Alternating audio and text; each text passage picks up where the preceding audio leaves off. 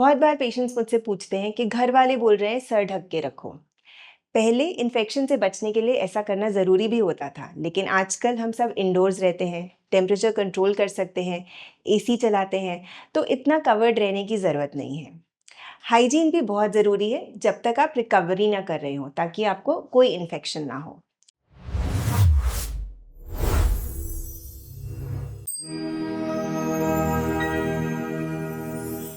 Hi, I'm Dr. Astha Dayal and I'm the Director of Obstetrics and Gynecology at CK Birla Hospital in Gurgaon.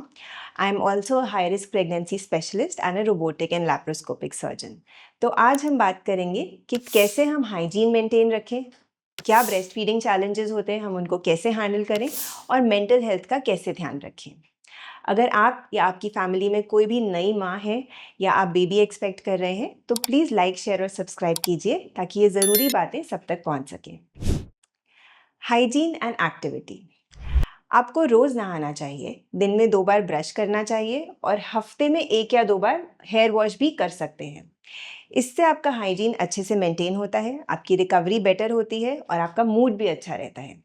पहले ज़माने में delivery के बाद ladies को 40 दिन तक बेड से उठने नहीं दिया जाता था, क्योंकि तब घर की सारी रिस्पॉन्सिबिलिटी उन्हीं के ऊपर होती थी। लेकिन आजकल सबके पास हाउस हेल्प है, सपोर्ट है और हमारे गाइडलाइंस भी ये कहते हैं कि bed rest is not recommended after delivery, क्योंकि अगर आप कंप्लीट बेड रेस्ट पे रहते हैं तो ब्लड वेसल्स में क्लॉटिंग का रिस्क बढ़ जाता है, जिसको हम डीप वेन थ्रोम्बोसिस कहते हैं और ये काफ़ी खतरनाक हो सकता है।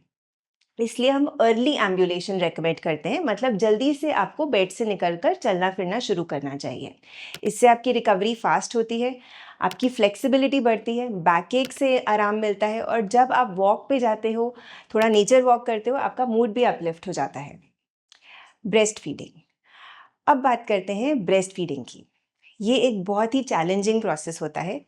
एक तरफ आपकी डिलीवरी हुई है या सर्जरी से आप रिकवर कर रहे हो और साथ ही ब्रेस्ट फीडिंग मैनेज करनी पड़ती है। ब्रेस्ट फीडिंग बॉडी पर फिजिकल टोल तो देती ही है, क्योंकि आपकी ही बॉडी से न्यूट्रिशन मिल्क में बनकर बच्चे तक जाता है। कई बार लैचिंग या सक्लिंग में इश्यूज हो सकते हैं, कभी मिल्क कम लगता है, कभी ज़्यादा होने पर एंगॉजमेंट हो जाती है।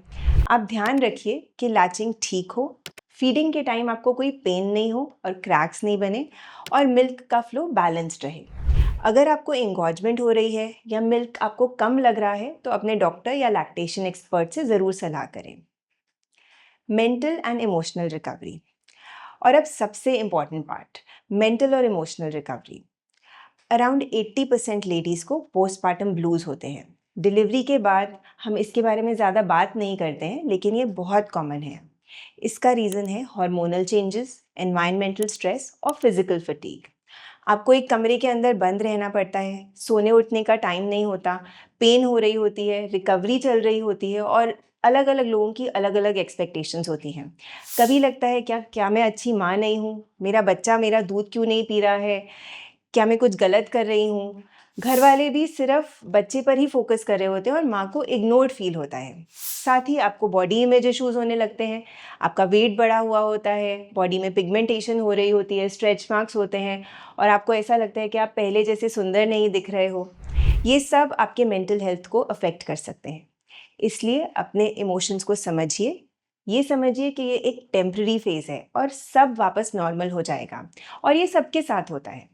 इनफैक्ट घर वालों को भी ये समझना चाहिए कि माँ को भी सपोर्ट की उतनी ही ज़रूरत है जितनी बच्चे को।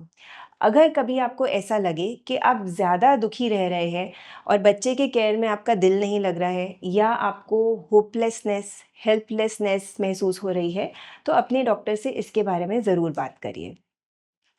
पोस्टपार्टम जर्नी एक ट्रांसफॉर्मेशन है। हर माँ डिज़र्व करती है लव, केयर और सपोर्ट। अपना ख्याल रखिए, हेल्प लीजिए और अपने इमोशंस को इग्नोर मत करिए। अगर आपको ये वीडियो हेल्पफुल लगा तो please like, share and subscribe ज़रूर करिए, ताकि हर माँ को ये इम्पॉर्टेंट इन्फॉर्मेशन पहुँच सके।